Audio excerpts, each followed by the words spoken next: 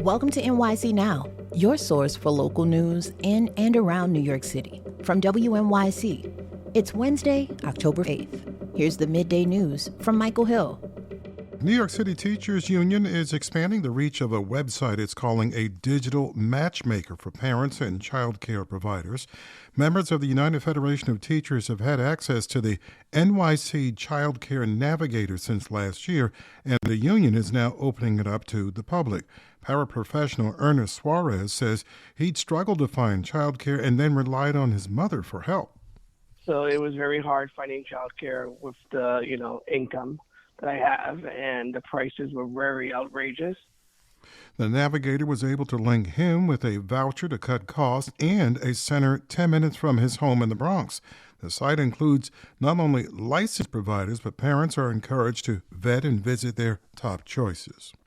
A new mural inside St. Patrick's Cathedral in Midtown celebrates generations of New York City immigrants, from 19th century Irish newcomers to today's new arrivals. WNYC's Aria Sundaram explains that the mural comes as church leaders are disagreeing about rhetoric around immigration. The nearly 2,000-square-foot painting is the largest permanent artwork ever commissioned for the cathedral. It features immigrant saints, priests, and community leaders with ties to the city. But Cardinal Timothy Dolan, who commissioned the painting, is facing backlash from some for praising slain conservative activist Charlie Kirk as a, quote, modern-day St. Paul. The Catholic group, the Sisters of Charity of New York, issued a statement condemning Dolan's praise, noting what they call Kirk's, quote, anti-immigrant rhetoric. The Archdiocese of New York declined to comment on the controversy. Low 60s now, slim chance of afternoon showers, becoming sunny. Stay close. There's more after the break. NYC.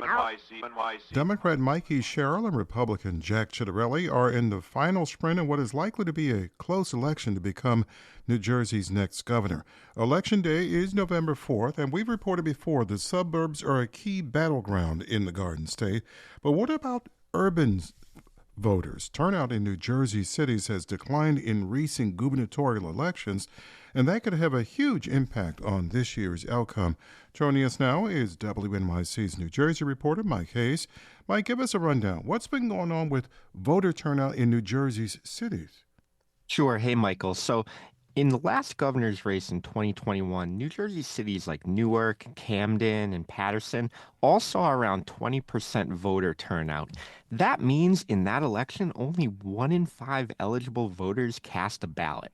Now, compare that to a presidential election. In 2024, in all those cities I just mentioned, turnout was roughly double, around 40% voted. Now, whether we're talking about cities, suburbs, rural areas, turnout is always going to be higher in presidential elections. But if you go back just 20 years, Michael, New Jersey's urban centers were seeing high 30s in terms of voter percentage. So over the past few decades, these numbers have really declined. And that poses a challenge for a Democrat like Mikey Sherrill, because cities have long been strongholds of Democratic support. Okay, how does this compare to suburban turnout in the state? Yeah, so the suburbs generally have high turnout in off-year elections. I was talking with you a few weeks ago, Michael, about how suburban places like Morris County are full of very reliable voters who turn out anytime there's an election.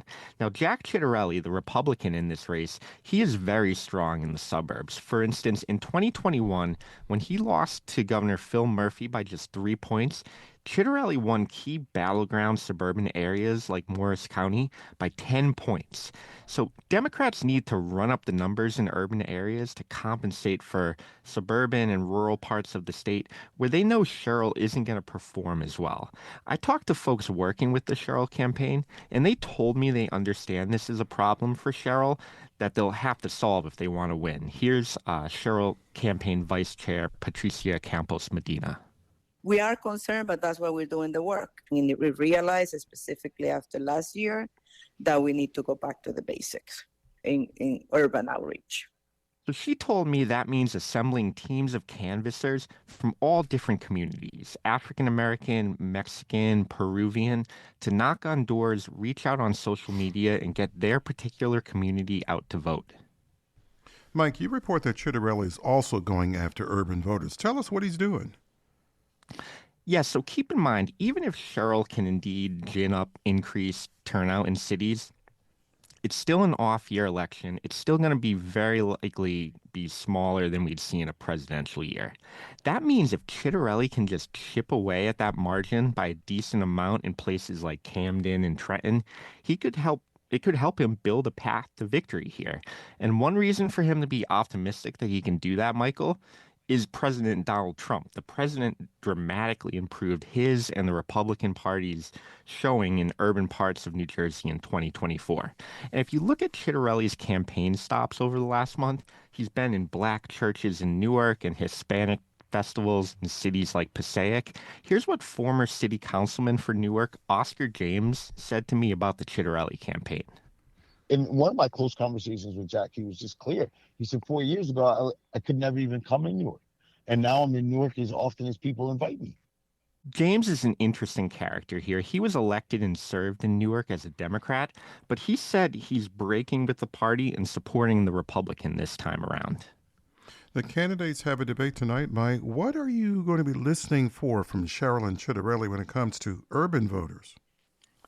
Yeah, Michael, so I'm going to be looking to see how aggressive Cheryl goes after Chitterelli on how Trump's policies are impacting cities.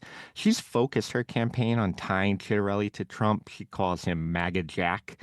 Another Cheryl surrogate I spoke to, Senator Benji Wimberly, he's a state senator from Paterson. He told me he's hearing from urban voters that they don't like turning on their TVs and seeing the National Guard in cities that might look like their own, masked ICE agents dragging away people from communities like theirs. He thinks hitting this message will help Dems drive urban turnout. Now, I'll also be looking to hear specifics from Chitterelli on how his agenda is tailored to help urban environments and how Cheryl responds if he says, I can revitalize cities like Camden and Atlantic City. A lot to look out for there. WNYC's Mike Hayes covering the tight race to become the next governor of New Jersey for us. Mike, thank you. Sure, thanks for having me. Thanks for listening. This is NYC Now from WNYC. Check us out for updates every weekday, 3 times a day for the latest news headlines and occasional deep dives. And subscribe wherever you get your podcasts. We'll be back this evening.